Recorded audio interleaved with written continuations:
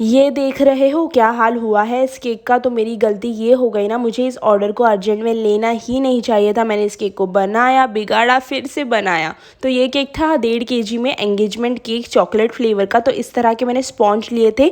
2 sponge मैंने half kg के 6 inch के टिन में बेक किए थे और एक हाफ kg का स्पॉन्ज मैंने 5 इंच के टिन में बेक किया था। और मैंने इन स्पॉन्ज को 5 इंच और 6 इंच के टिन में इसीलिए बेक किया ना, क्योंकि कस्टमर को एक एक लेयर में चाहिए था। उनको एंगेजमेंट के हिसाब से इस केक को बनवाना था। और हाँ, आपको मैं एक चीज़ ज़रूर बोलना चाहूँगी कि मैंने इस केक में बहुत सारी गड़बड़ की। कहीं पर मेरी गलती भी थी, पर अर्जेंट केक ऑर्डर था तो कुछ चीज़ों पर मेरा ध्यान नहीं था। पर मैंने फिर भी पूरी कोशिश की कि जो भी गलतियाँ मुझसे हुई हैं इस केक के ऊपर मैं उन्हें सुधारूँ, ताकि ये केक बहुत ज़्यादा प्यारा लगे और कस्टमर का जो स्पेशल डे है वो स्पेशल ही रहे। और यहाँ पर ना मैं आपको टाइमिंग भी सारे बता रही हूँ। कस्टमर ने मुझे कुछ 12:15 या 12:30 को कॉल करके इस केक का ऑर्डर दिया था। और यहाँ पर देखो मेरा इतना काम हो गया, मैंने स्पॉन्ज वगैरह बेक कर दिया और यहाँ पर 1:04 हो रहे हैं। तो मैंने सोचा आप लोगों को भी टाइमिंग वगैरह बता देती हूँ, ताकि आप लोगों को ये ना लगे कि मैंने आराम से भी इतनी सारी गलतियाँ की है। मतलब उतना कम टाइम था तो इसीलिए थोड़ी गड़बड़ मुझसे हो गई, वरना मैं आराम से अगर काम करती ना तो कुछ भी गड़बड़ नहीं होती।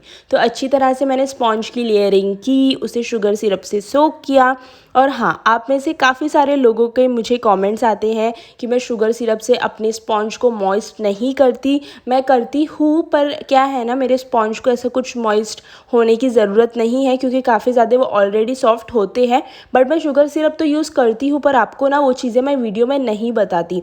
नहीं बताने का रीज़न ये है कि 1 मिनट के शॉर्ट्स में मैं ज़्यादा कुछ तो नहीं डाल सकती। जितनी इंपॉर्टेंट चीज़ें होती है, जैसे कि डिज़ाइनिंग वाला पार्ट, मैं आप लोगों को सिर्फ वही बताती हूँ, क्योंकि वो चीज़ आपके लिए यूज़फुल है। शुगर सिरप केक पे यूज़ करना ये तो सारे लोगों को पता ही है, उसमें अब मेरा बताना और ना बताना क्या फ़र्क रह जाएगा। हाँ, तो मैं ये बोल रही थी कि शुगर सिरप के बाद में फिर मैंने अच्छी तरह से इस पर क्रीम लगा दी, बहुत सारा गनाश डाल दिया और अच्छे से मिक्स करके क्रीम के साथ गनाश को फिर मैंने चोको चिप डाल दी। तो मैंने ना सारा कुछ ना इसमें ज़्यादा ही यूज़ किया था, क्योंकि इस केक को सेट होने का टाइम तो था नहीं। तो जो भी था, मतलब कस्टमर को फ्रेश ही टेस्ट जाएगा। तो इस तरह से मैं शुगर सिरप का यूज़ करती हूँ और चेक कर लेती हूँ कि स्पॉन्ज बराबर है ना।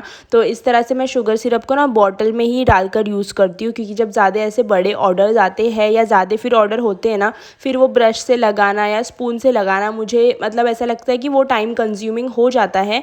तो मैं अपने हिसाब से जो मुझे ऐसा लगता है मेरा फटाफट से हो जाएगा और वही काम करेगा, तो मैं वही ट्रिक यूज़ करके अपने केक्स को बनाती हूँ। तो देखो यहाँ पर अभी मैं जो हाफ kg की ऊपर वाली लेयर होगी ना, उसको मैं अभी क्रम कोट करके फिलिंग वगैरह कर रही हूँ। तो आप देख सकते हैं मैं कितना ज़्यादा भर कर गनाश, चोको चिप, सारी चीज़ों का इस केक पर यूज़ कर रही हूँ। जैसे कि मैंने आपको बताया, केक के पास सेट होने का टाइम तो नहीं है, जो है बस यही है, कस्टमर को इसी का फ्रेश केक का टेस्ट आने वाला है। अच्छा, जब तक मैं ये वाला केक को बना रही थी ना, तब तक मैंने जो मेरा 1 kg का केक पहले ही आइसिंग कर दी, फिलिंग कर दी ना, उसको मैंने फ्रिज में रखा था थोड़ा टाइम सेट होने, कि एटलीस्ट थोड़ा टाइम है तो वो तो सेट हो जाए।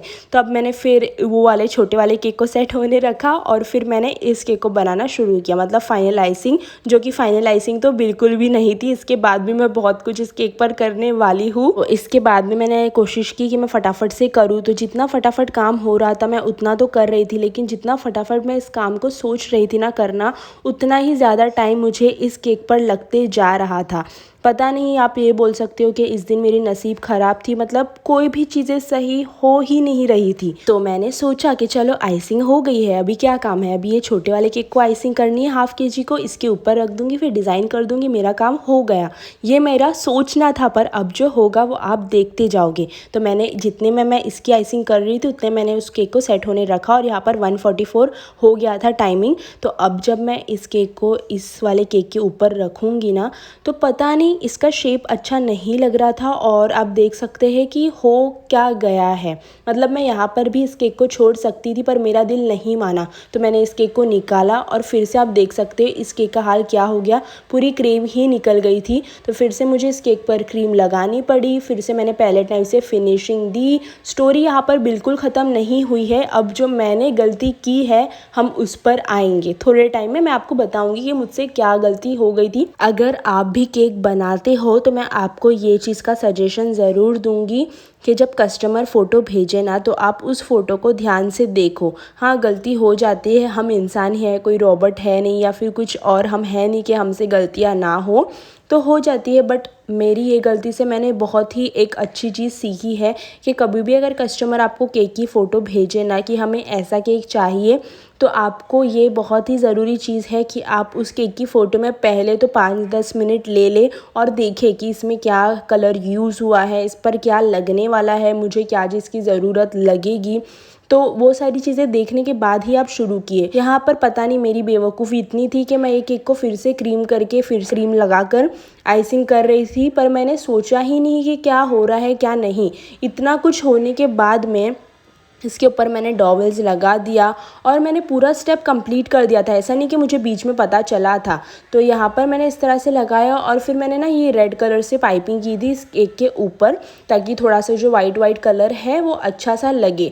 अब जब मैं इसके ऊपर जो मुझे डेकोरेशन करनी थी मैं वो देखने के लिए गई, तो मुझे कुछ पता चला कि ये कलर का तो ये केक है ही नहीं। तो मैंने पूरी आइसिंग निकाल दी, जैसे कि मैंने आपको वीडियो के स्टार्टिंग में बताया। तो मतलब डबल ट्रिपल जो भी आप बोलोगे, मेरी मेहनत इस पर बहुत ज़्यादा गई थी। फिर भी मैंने मैनेज किया कस्टमर को जो टाइम पर ये केक चाहिए था उस टाइम पर देने का।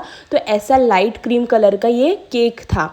इसके बीच में मुझे रोज़ भी लाना था, जो कि मेरे पास लाने का टाइम नहीं था क्योंकि मैं केक पर ही लगी हुई थी। इसे बिगाड़ा बनाया 10 बार तो मैंने वही कर दिया, पता नहीं क्या ही था। मतलब ये वाला दिन ही मेरा बहुत ज़्यादा बुरा चल रहा था। तो जो रोज़ मुझे इसके ऊपर लगाने के लिए चाहिए थे और कुछ छोटे छोटे फ्लावर्स, वो मैंने अपनी मम्मी और भाई से मंगवाए थे। वैसे मैं ही जाने वाली थी लेने के लिए फ्लावर्स वगैरह, लेकिन क्या हो गया ना, मैं इस केक पर ही लगी थी। तो मैंने सोचा था कि जब ये केक बन जाएगा तो मैं इसे थोड़ा टाइम फ्रिज में रख दूँगी सेट होने के लिए, तब तक जो भी मेरा इसके ऊपर डेकोरेशन का काम है वो मैं लेने जाऊँगी।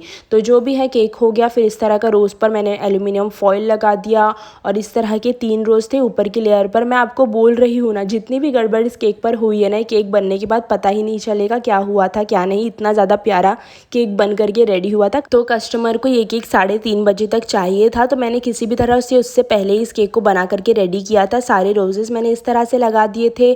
फिर मैंने इस तरह से वाइट कलर से पर्ल वाला बॉर्डर किया था ताकि हमारी जो फिनिशिंग है वो और उभर कर आए। और इस तरह के वाइट वाले छोटे छोटे प्यारे से फ्लावर्स होते हैं वो मैंने रोजेस के बीच में लगाए थे, उससे और ज़्यादा प्यारा लग रहा था। अगर मैं खाली रोज़ लगाती ना इस पर तो इतना अट्रैक्टिव लुक नहीं आता। तो किसी भी तरह से मैंने इस केक को बना करके कंप्लीट किया था। मेरा दिल तो बहुत ज़्यादा खुश हो गया था इस केक को देखने के बाद, क्योंकि आप जब किसी भी चीज़ पर मेहनत करते हो, और मेरी मेहनत तो इस केक पर ज़्यादा ओवर एक्स्ट्रा लग गई थी, जैसे कि आपने देखा ही होगा। क्योंकि किसी भी चीज़ को, स्पेशली केक को बनाना, बिगाड़ना, फिर से बनाना, ऐसा मैंने 2-3 बार किया। ये चीज़ आसान नहीं है। और मुझे ज़्यादा खुशी तो तब मिली ना जब कस्टमर इस केक को देखकर खुश हो गए थे। और फाइनल टच के लिए मैंने इस तरह से छोटे छोटे वाइट पर्ल्स लगाए थे, सिल्वर डस्ट कर दिया था रोजेस के ऊपर ताकि रोज़ जो है हमारे चमकीले बन जाए। तो ये था इस केक का फाइनल लुक। उम्मीद करती हूँ कि आपको डेकोरेशन पसंद आई होगी। यहाँ पर 3:10 हो गया है टाइमिंग। तो अगर आपको डेकोरेशन पसंद आई गड़बड़ वाली, तो इस वीडियो को लाइक करना मत भूलना। मिलते हैं नेक्स्ट वीडियो में, तब तक के लिए बाय।